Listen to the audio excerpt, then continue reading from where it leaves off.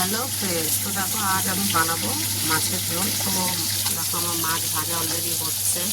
মাছ ভাজা রেসিপি না দেখানো চলে, সবাই মাছ ভাজতে জানো।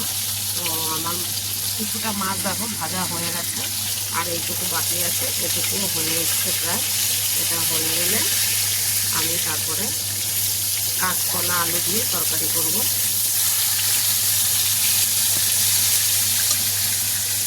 তো দেখো আমি কিন্তু এখানে কাঁচকলা আর একটা আলু নিয়েছি।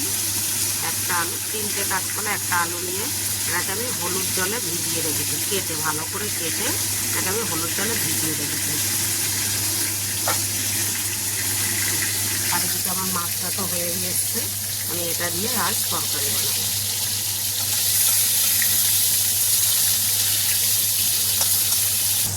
তো দেখো আমি ওই তেলে কিন্তু কটা কাঁকরোল ভেজে নিচ্ছি।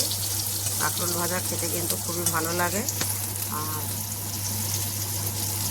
সবাই জানো বর্ষাকালে এই টাইমটায় কিন্তু কাঁকরোল পাওয়া যায়। কার কার কাঁকরোল ভাজা ভালো লাগে একটু বলে দিও কমেন্টে। হয়ে এসছে প্রায়।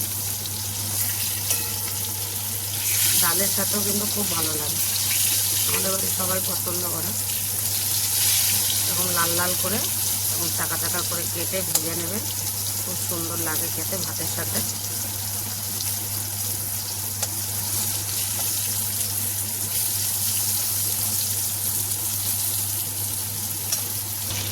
দেখো কাঁকরোলটা কিন্তু ভাজা হয়ে গেছে, এবার আমি এগুলোকে নামিয়ে দেবো।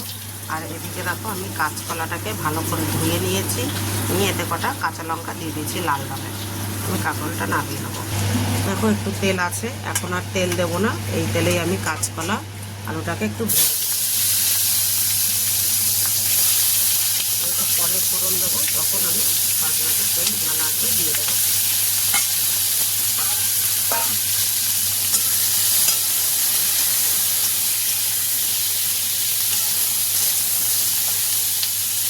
এটাকে একটু হালকা ভেজে নেব, বেশি না, হালকা করে। দেখো কাঁচকলাগুলো আর একটু ভাজা হবে।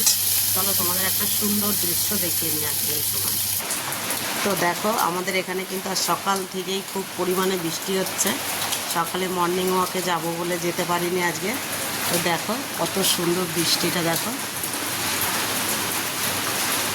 ওই দূরে দেখো একটা আমাদের গাছে একটা মোচা হয়েছে, দেখতে পাচ্ছ বন্ধুরা? এই দেখো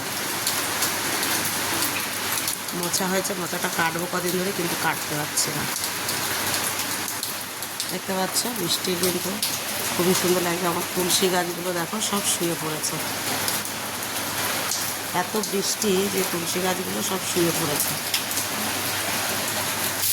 এবার দেখো কাঁচকলাটাও সুন্দর ভাজা হয়েছে। এবার এটা আমি মশলাটা দিয়ে দেবো। এবার আমি এর মধ্যে দিয়ে দেবো পরিমাণ মতো লবণ,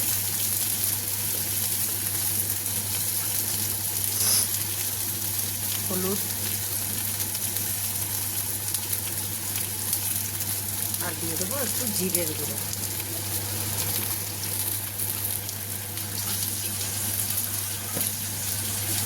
দিয়ে দিলাম এটা একটু সামান্য জল, যাতে মশলাটা না পুড়ে যায়। এবার এটাকে মিশিয়ে দেবো ভালো করে।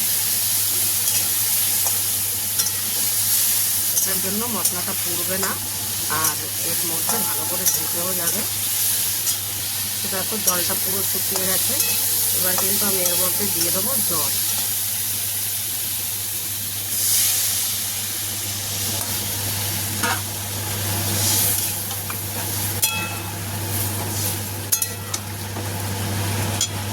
এবার আমি এটাকে জল দিয়ে দিয়েছি, এবার এটাকে আমি ঢাকা দিয়ে দেবো আলু আর কাঁচকলাগুলো সিদ্ধ হওয়ার জন্য।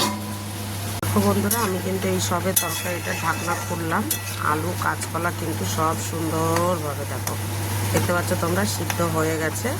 আমি এবার এই ভেজে রাখা মাছগুলো সব এতে দিয়ে দেবো।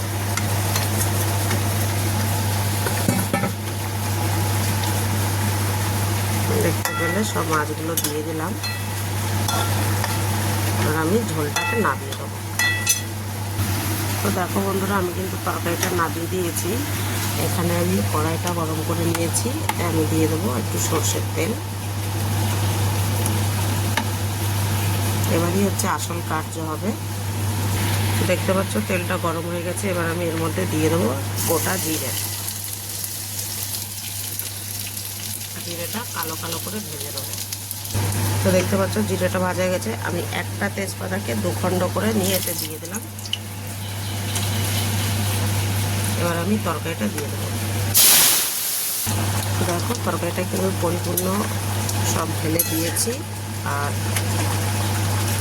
আমি একটা দুটো কাঁচকলা এরকম করে ভেঙে দেবো, একটা দুটো আলু করে ভাঙার দরকার নেই, অবশ্য ভেঙেই গেছে। আর এদিকে দেখো আমি একটু গোটা জিরে মানে ভাজা জিরে তুলে নিয়েছিলাম, এটাকে আমি একটা আমার ছোটো হামনদিস্তা আছে তার সাহায্যে এটাকে একটু থেতো করে দিয়েছি। এবার আমি তরকারিটাকে নামিয়ে দেবো। দেখো তরকারিটাকে আমি নামিয়ে দিয়েছি সুন্দরভাবে। আর কালারটাও কিন্তু কালারফুল হয়েছে, সুন্দর হয়েছে। ভিডিওটা বেশি বড় করব না, তো আজকে অনেক কিছু তোমাদের দেখিয়ে দিয়েছি।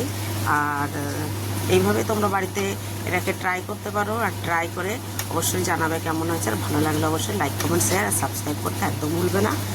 সবাই বন্ধুরা ভালো থাকো, সুস্থ থাকো, ভালো ভালো রেসিপি রান্না করে খেতে থাকো, সবাইকে খাওয়াতে থাকো। Good bye.